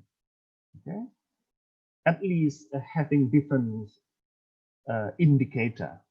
Now, recently, as Francis Holmes shown, that rather than native speaker as the target, lingua franca platform has gained a momentum, has gained ground. Lingua franca, that we speak English with people whose first language is not English. Okay. Now, concluding remark now. Critical applied linguistics in digital space first has expanded our research and pedagogy. I don't have time to discuss that, but now translanguaging, multimodality are the very sexy issues in English language teaching. Okay, and that can happen online. Okay, critical applied linguistics make us aware of social inequality, if we are positioned as non-native speaker, I don't like to be positioned as a non-native speaker. I like to claim politically myself as multilingual speaker because I can speak Japanese, I can speak Madurese, I can speak Bahasa Indonesia, and I can speak English. Look, I'm multilingual. Okay? Native speaker has only sometimes one language. This is not wrong, but not to, put ourselves in the position of inferior. Just be relaxed. We are all human. We respect the native speaker in between quote, but do not put ourselves to be in inferior position, even though our English is Japanese English. Okay. Critical applied linguistic enable appropriation of dominant English in digital spaces. Appropriation is a very post-colonial, post-structural term. It's appropriated. If we cannot speak perfectly, Western, English is appropriated in many ways in Malaysian context. For example, immigration with that kind of normal spelling in Malaysia becomes immigration. You see, that's kind of appropriated in the Malaysian context. In Indonesian context, Japanese people are usually good at appropriating English pronunciation. This is not wrong. This is a normal. Okay. Finally, critical applied linguistics help us critically and strategically position ourselves in relation to dominant ideologies, native speaker ideology, neoliberal ideology, and to navigate our imagined identities critically and strategically. Critically means even Professor Suresh Kanagaraja, professor from Pennsylvania State University, still encourage us to follow the rule of the game. If we do not follow the rule of the game of the dominant English, we are excluded. Of course, in terms of grammar and writing thesis and dissertation, of course you have to follow grammatical rules and something like that. Otherwise, we are excluded from the field. But when we engage in informal conversation, yes, we can be more relaxed. We can use English using American or British or even Japanese or Middle East accent. I think that's the end of my presentation, but Aini, and this is my references. Thank you very much. Thanks for presenting for longer time. Thank you. Thank you very much, Pa Ribut. Okay, so I think I do enjoy the presentation from both the speakers, and that's a very wonderful and insightful presentation. So I would cordially like to give the warmest applause to both of you. Thank you. So I'm going to summarize very quickly before we have a question and answer session. So I agree that we are not living in a 4.0. Okay, sorry. Okay, Pak Ribut, mohon maaf bisa stop untuk screen sharing, screen share, screen sharing ya, betul. Waduh, langsung spotlight ya, jadi merah. Okay, so I'm going to go very quickly on conclusion. So can you listen to my voice? I agree that we are now living in a 4.0 era and digital era, and linguistics is always an interesting topic to be discussed. Both Prof. Yudi and Pak Ribut have the similarity and difference on the area of the explanation. I think Prof. Yudi talks more about linguistics, micro, macro, critical discourse analysis, and then semiotics, locutionary, and the meme and digital technology. And Pak Ribut's explanation is very interesting as well. Paribud focuses on talking about the critical applied linguistics, which is so good. I am interested in listening to the power ideology, and it's about the accent and the Islamic values of students who are silent are intended to be the passive students, although the fact is not like so. So I am going to go to the question and sessions. Let me read the question. Hang on. Oh, where is the question? Come on, we go on this one.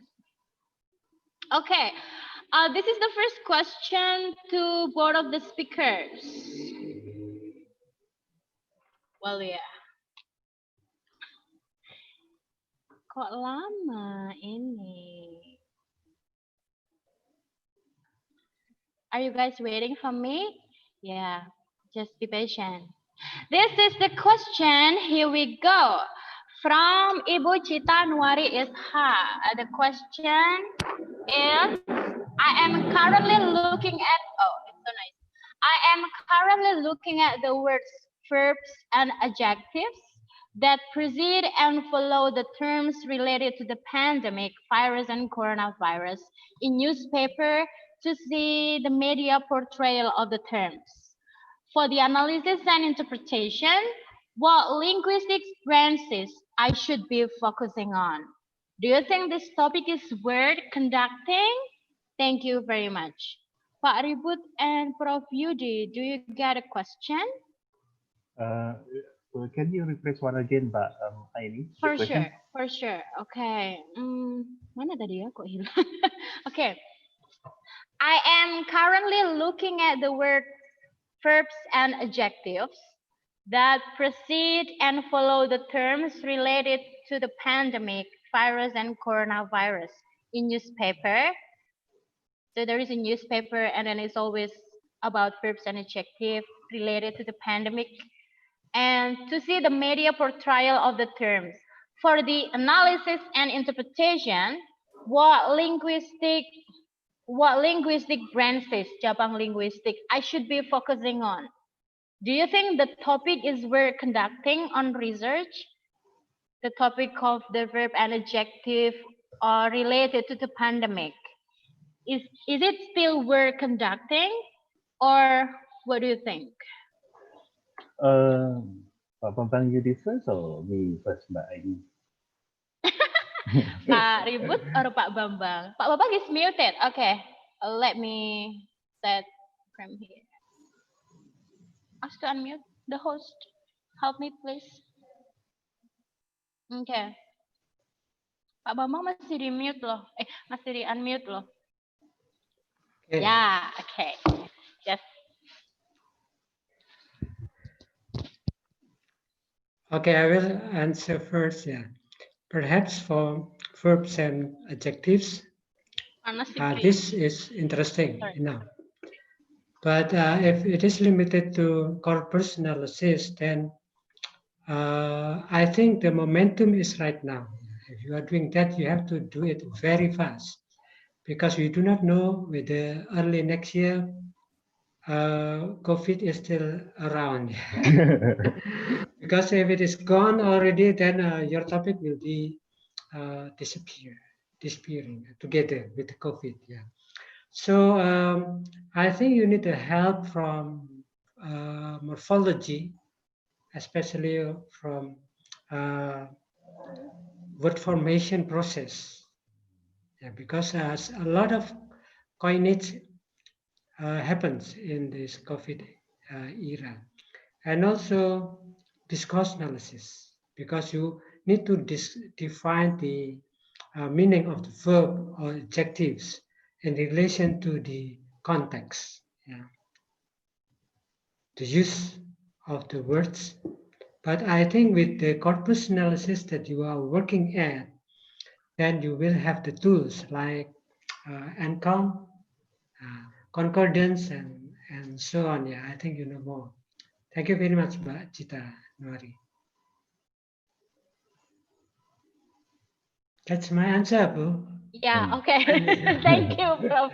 It's more like to critical discourse analysis because the context is in the pandemic era. Okay. What about Paribud? Yes, the answer has been given by Pak Bambang Yudi, but I want to say something else. Okay. Yes, I agree that this can be classified into corpus research. Okay. Don't worry for all here, especially your fellow teachers or lecturers, to whether some particular research is worth conducting or not. In my case, it's not the case. Everything has the potential to be presented as a good research. It depends on us. It depends on how we manipulate, how we construct the research itself. I still remember one of the title in United States, a dissertation title. The title was "The Meaning of in Interaction." You know? Wow. Oh, in interaction. Can you imagine? This is the title of dissertation. If we usually, think in the normative context, oh, this is not, this is not good. This very small thing, something like that. The thing that I have already explained, silence. Okay, student silence so far has not been explored in this context.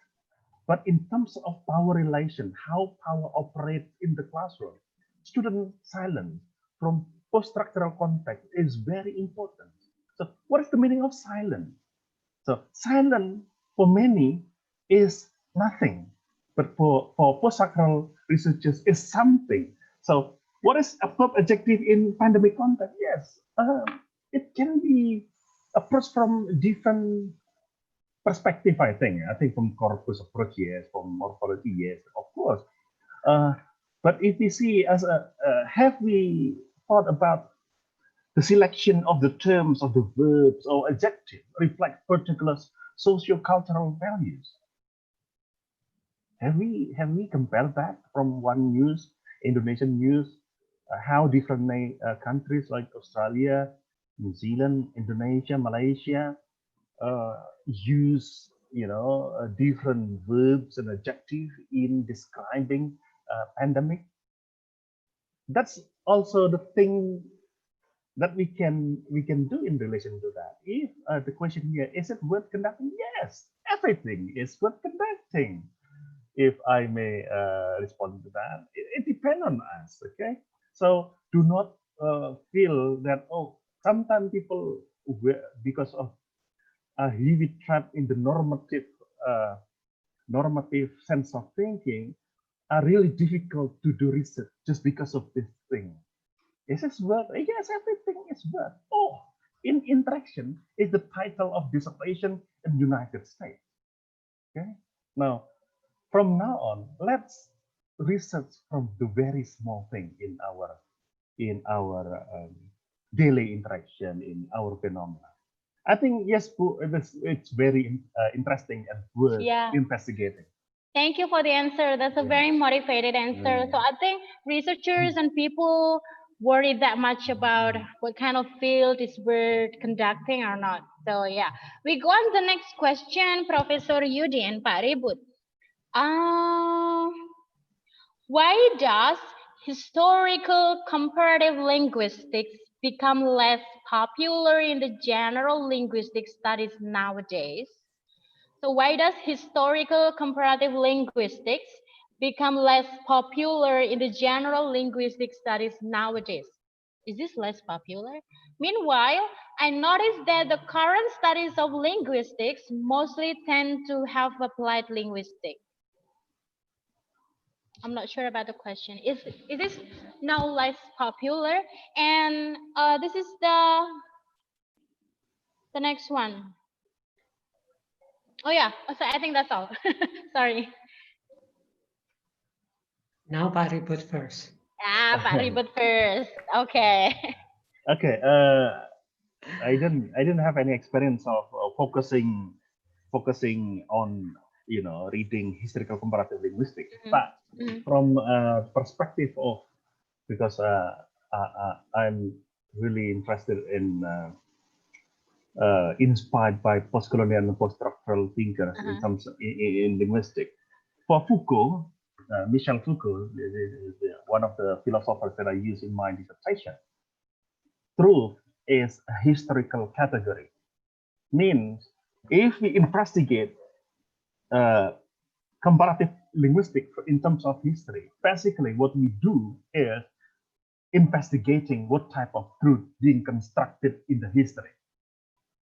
If the people are not that interested now, I think because we are dominated, we are constructed by the modern thinking that history is not important. But for the historian, his history is very important. We cannot now claim for Indonesian independence if we do not have history going into the battle against the Dutch. Okay, that's why history is very important. In terms of historical comparative linguistics, for those scholars specialized in the field, it is very important and it is very popular. But the common understanding is, I agree with the question posed here, it's less popular in the global context because people now prefer more on the current issues. But for me, history is the same as the current issues. History is important. If referring to Foucault, the history of the present, we will not come to the present if we do not follow the trajectory of the history. Because in that history, truth is historically and politically and socially constructed. That's my answer to Aini. I think it is very philosophical.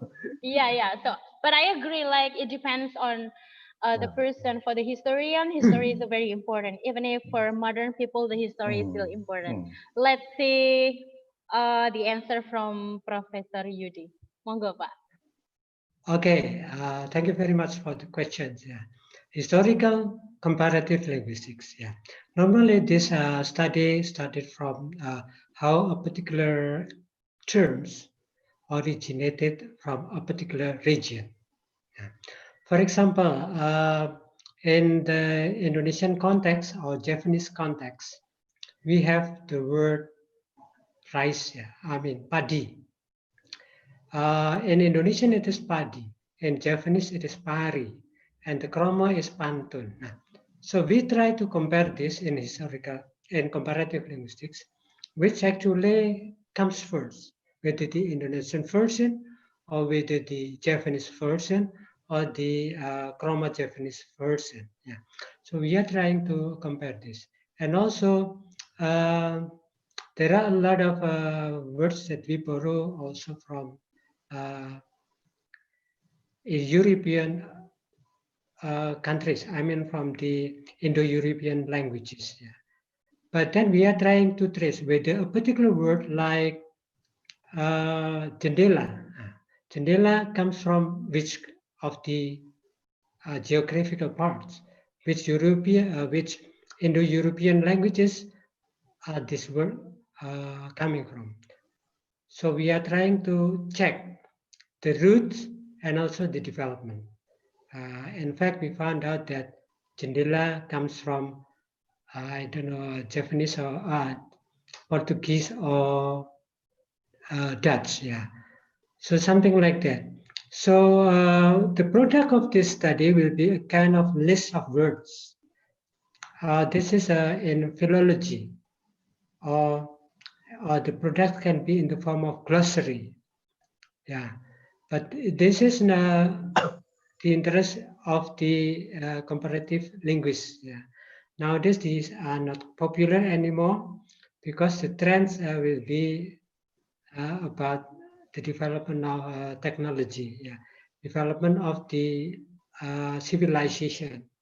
Now people are getting moving very fast, and we are changing into the directions of technology enhanced or technology aided civilization.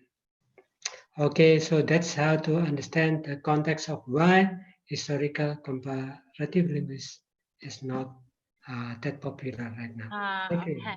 That's perfect, thank you. Jadi tergantung dari linguist root-nya ya. Wah, selalu menyenangkan memang mendengarkan kuliah Prof Yudi dan Pak Ribut. Saya jadi rindu ingin kuliah lagi. Ada padi, ada gabah. Kalau di Kediri ada gabah. Okay, so that's the question is from Edwin. So the name of the person is Edwin. And this is going to be the next question. We still have time, I guess so. The question is, hang on. I have one more question related to current way of some people in sending a text via WhatsApp or another platform using emojis, emoticon itu Pak. Yeah, yang smile. And the question is, smile. Will the emojis be able to become future communication by neglecting the letters or the alphabets or the words? Jadi saya membayangkan in the future gitu, anak-anak milenial komunikasinya hanya pakai simbol emoji saja, tidak pakai kata. But that would be possible, I think. Or what do you think about in this area? Me first, yeah. Yeah, monggo. I think yes, partially, yeah. We can only use emoticons or emojis partially in combinations with verbal expressions. But because our language is based on the alphabetical syllabical, this is not ideogram. Yeah, and we can say that Chinese letters are all based on something like emoticons because they are basically pictures, and from one area to another area people can understand in China, but they cannot communicate to each other orally, but when they are presented by the words in written or written expressions, they could understand it. Yeah, so this is a kind of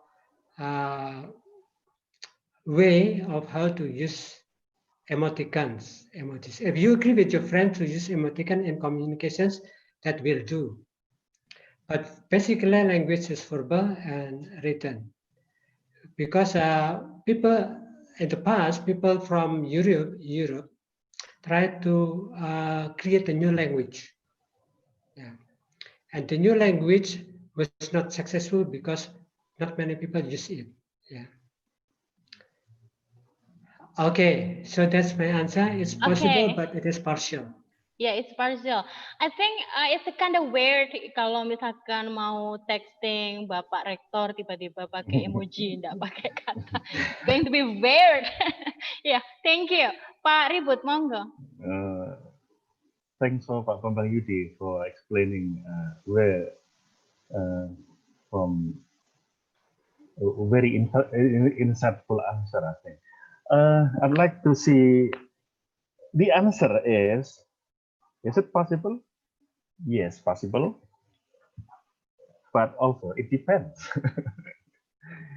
Is it possible? Yes, possible if the interlocutors have shared knowledge.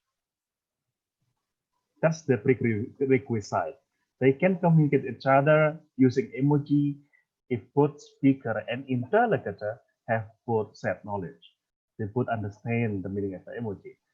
Otherwise, if there is no shared knowledge, there will be misunderstanding or miscommunication. Therefore, as Pak Bambang Yudi said already,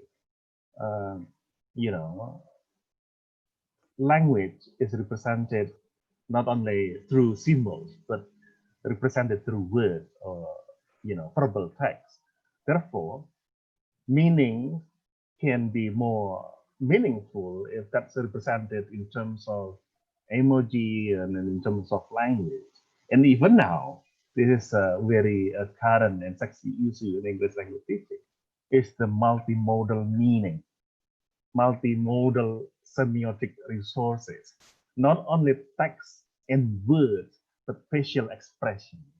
We can see the way how, for example, Pak Bambang Yudi is very relaxed in explaining the language and the presentation, because Pak Bambang Yudi is very experienced scholar.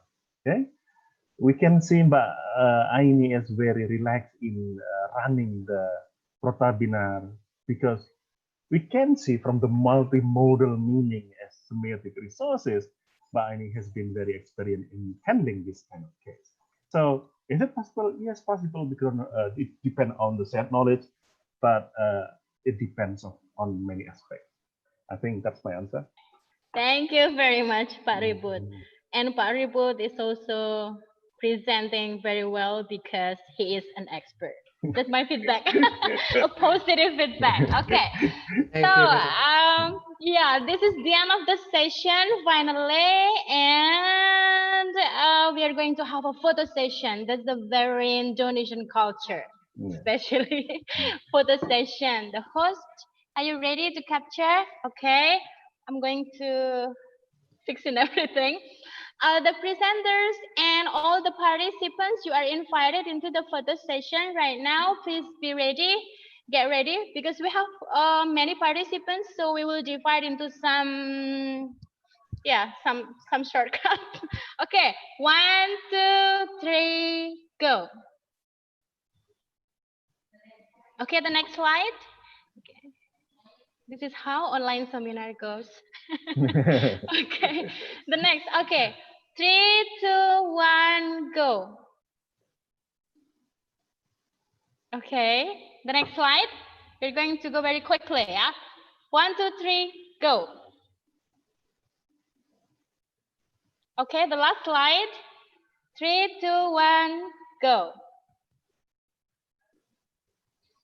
Do we need some more, or that's enough?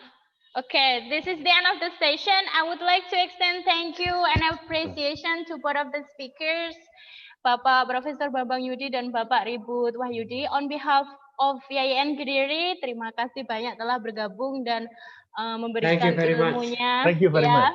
Thank you, Pak Rashid. Yeah. Thank you, Pak Rashid. Mohon tidak live dulu untuk host, bisa di unmute all to say something. So we're going to unmute all the participants. The participants, if you want to say thank you or give appreciation, you are allowed to speak directly.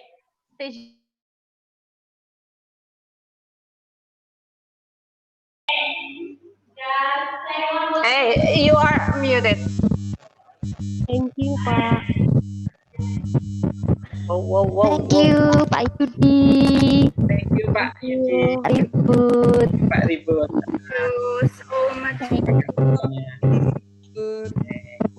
Thank you, Pak Ribut and Pak Yudi. I'm Johnny from Padang, Pak Yudi. Thank you, Halo, Pak Yudi. Assalamualaikum, Pak Yudi. Assalamualaikum warahmatullahi wabarakatuh. Pak Yudi, salam dari Padang, Pak Yudi. Thank you, Pak Yudi. Here I can meet Pak Yudi since I graduated from my university. Rashid, thank you. Mam Suci, thank you, Mam Ima and everyone. Thank you, Pak Yudi. Thank you, Pak Ribut. Aini, Budia.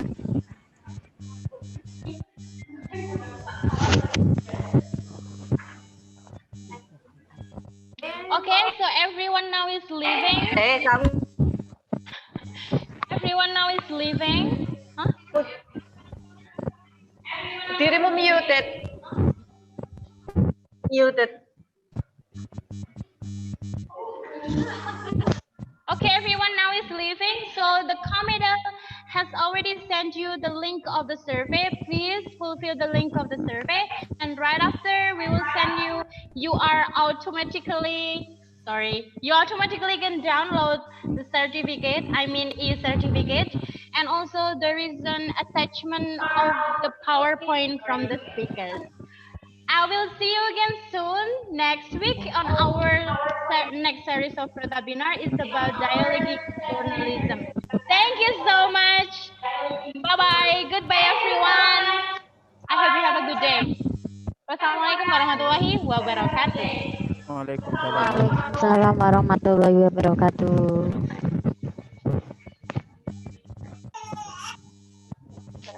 Hai guys.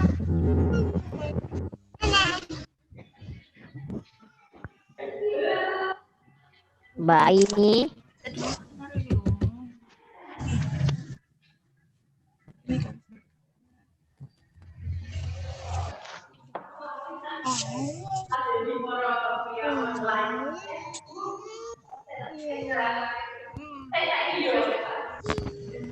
Mbak Aini, thank you.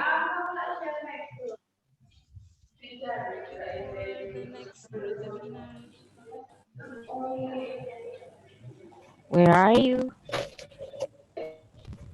Thank you for the amazing moderator. Okay, I leave now. Thank you. Yeah, will I leave now? Untuk yang terakhir ini.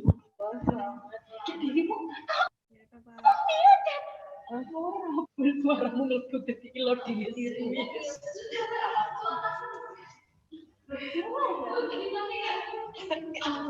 Thank